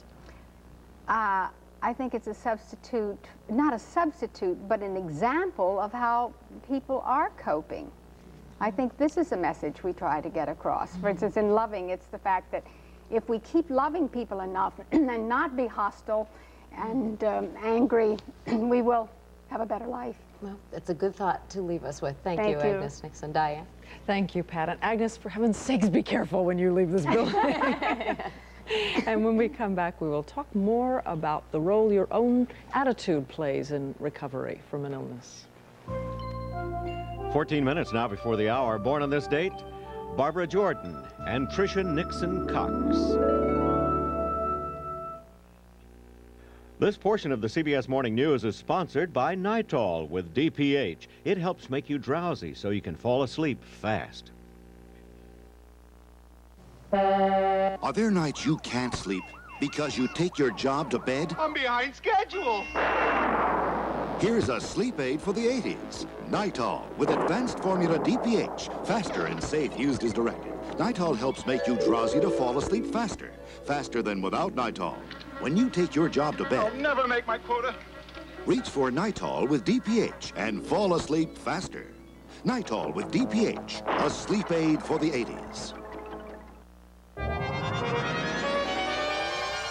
Which Dallas stars will hit the trail next season? Inquiring minds want to know. I want to know. Can a super new vitamin plan make you happier and healthier? This week's National Enquirer tells you. How did an elephant commit highway robbery? Why are women better workers than men? It's in the Enquirer. Has a drinking problem put this Hill Street star's career on the rocks till next season? Find out in the Enquirer. Plus, money-saving coupons for people with inquiring minds. Like me. I thought Canon came up with personal cartridge copying just to simplify my business. Why else would they make maintenance as easy as changing a cartridge? But now, Canon's PC-10 and PC-20 are minding everyone's business. Even my dentist has one. He changes copy colors faster than you can say, ah. Canon's PC copiers. Now they're minding everyone's business. Hey, these are mine. Oh. We'll use gas. For information, call toll-free. Canon Personal Cartridge Copying. Plain and simple. Stand up, America. Mannington's JT88 Never Wax Floors can get you back on your feet. Remember waxing, a lot of work. Then came no wax. It didn't mean no work. It needed special dressings. Now there's JT88 Never Wax, the unique wear layer that keeps floors shining with no special dressings. So, stand up, America, with a Mannington JT88 Never Wax Floor. Time now, 12 minutes before the hour, and here's the weather forecast. The Nashville forecast, partly cloudy today, the high about 50. The wind will be northwesterly at between 5 and 10 miles an hour. Tonight, fair and not as cool, the low near 30. And tomorrow, mostly sunny, a little warmer, the high about 58. We had such a fascinating conversation yesterday with writer Norman Cousins and our Dr. Isidore Rosenfeld about the patient-doctor relationship. We wanted to return to it briefly today. You'll recall Mr. Cousins suffered a massive heart attack and firmly believes that his recovery is due in large part to his own positive attitude and to his role in his recovery. Let's return then to the two men who were disagreeing about just how much of a role a patient should have when it comes to refusing treatment that a doctor recommends. I don't think the patient should try to tell the doctor what to do, but I do think the patient ought to be a partner in the enterprise. And I think this is what Dr. Rosenfeld would say, too. A partner, yes, but you refused to take a treadmill. No, I didn't. Or no, that's right. You refused to have it done. An angiogram. An angiogram, and that's right. If you see, if I had thought that I would go through with the surgery, I would have taken the angiogram. But so long as I knew I wasn't going to have the surgery, there's no point in taking the angiogram. Well, is that a partnership? Is that mutiny on the part of the patient, Doctor? If someone had a heart attack and said, I won't take an angiogram, what would you do? I would be very annoyed if my recommendation for him to take the angiogram was based on experience. Now, we deal to a great extent with statistics. A doctor can't have the luxury, is not permitted the luxury of an emotional decision. I think what Mr. Cousins says is true, that it has to be a partnership and that a doctor has to explain why it is in a patient's best interest to do certain things. I mean, you knew all those, and you still resisted. Yes, he resisted. If I had been uncertain, of course I would have done it. But I didn't have that uncertainty. As I say, I'd had experience with illness before, serious illness before, and I had a pretty good idea of what my particular body could do. I might have been wrong, I knew that, but I was prepared to take the risk. I felt the other risk was too great for me to take. But it was an individual case, and I would not urge anyone to do what I did. Good. Do I read the book correctly, The Healing Heart, correctly, that you really think that your heart created its own bypass? I think that determination is an extremely important factor in any strategy for recovery. Now, this doesn't mean that in any equation for recovery, in any strategy for recovery, that you disregard your medical attention and go with hope. What it does mean is that when you have an emotional environment, when your attitudes are right, when you have absolute confidence, when you have a quality of life that's high, that this makes it easier for the doctor's treatment to have its desired effect. Do you think that this kind of will and determination and positivism is the differentiating factor? I have no evidence that it is, but it would not surprise me if years down the pike it was found to be the case. If you ask me, is there any scientific evidence? Can it be reproduced? Can we take 10 people with heart attacks and measure their emotions and see which ones do better? I am not aware of any statistical or scientific evidence that it occurs. But from a clinical feel, from the experience of having seen patients through the illness, there's no question in my mind that those with given hope and with a positive feeling do better, probably by that kind of mechanism. I just want to add one very important point, that what Mr. Cousins talks about, the compassion, the humanity, the time that a doctor spends with a patient who's critically ill, is something that I think we are going to lose in this country. I think that that kind of thing is taking second place to a technological approach. I think that our medical students these days, with the possible exception of UCLA, where Mr. Cousins teaches, are focusing more on being sophisticated technicians than being human, caring physicians. The point that Dr. Rosenfeld makes about the emotional set of the patient, I think, is central to our discussion. One thing is clear, that the positive emotions protect the body against the ravages of the panic and fear and all the other things that are known, so that hope is therapeutic. It acts as a sort of a bulletproof vest to protect the body against those downside changes that would occur because of the negative attitudes that illness produces. We'll be back in a moment. 7 minutes before the hour, and tomorrow on the CBS Morning News, the steamy side of the soaps.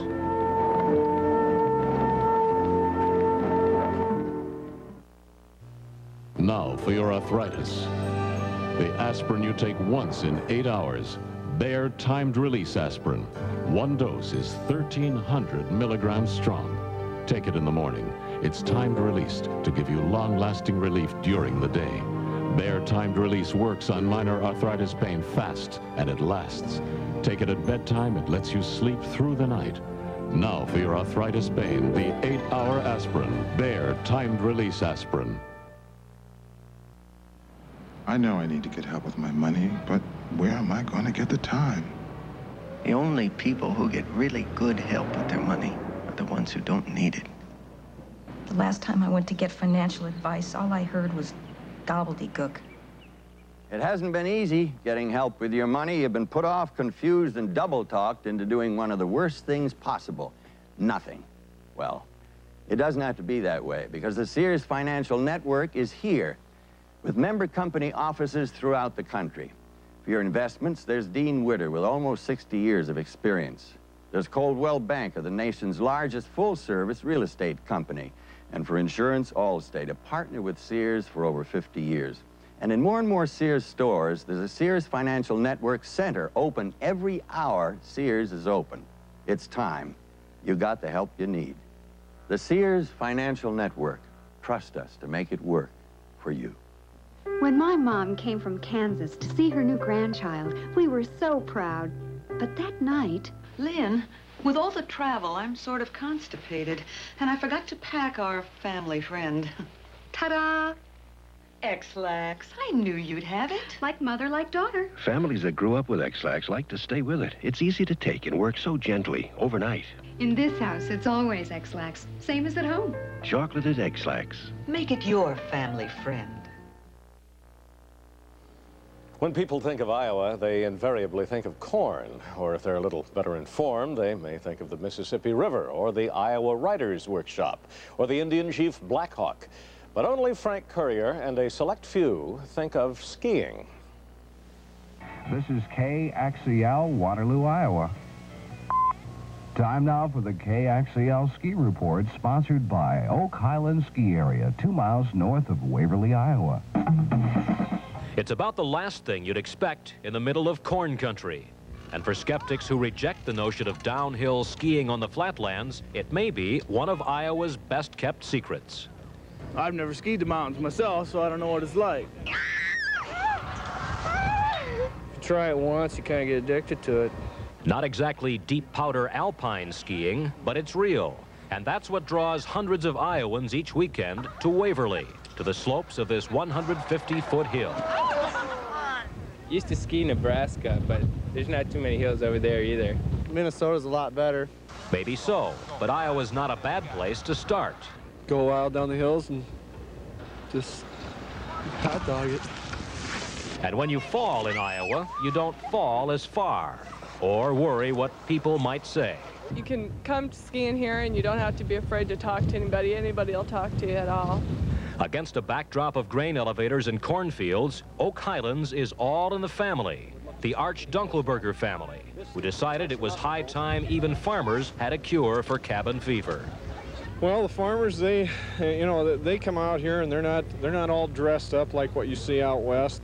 When the wintry chill off Iowa's snow-blown prairie gets too much for even the hardiest of these skiers, it's back to the lodge for one of Mrs. Dunkelberger's famous cheeseburgers. Cheeseburger and fries. Pure ground chuck from Orly's Meat Locker, she says, and lots of Velveeta. Well, so far they've been probably our #1 seller. And weekends, cold beer on tap runs a close second. Not unlike Vail and Aspen, après-ski in these parts means thawing out by the fireplace, or as the case may be, waiting for next ski season. Frank Courier, CBS News, Waverly, Iowa. Ah, yes, that's skiing in Iowa, and that's the story in Iowa, too. Some get a lift, and some just go downhill. And, of course, some head for New Hampshire, as you will. Right, and you'll head back here. Join us here tomorrow. See you then. Okay, Bill, and we'll leave you this morning with that next stop on the campaign trail in New Hampshire with some wonderful scenes of the staging area for next Tuesday's primary. We hope you have a terrific day and that you're with us again early tomorrow morning.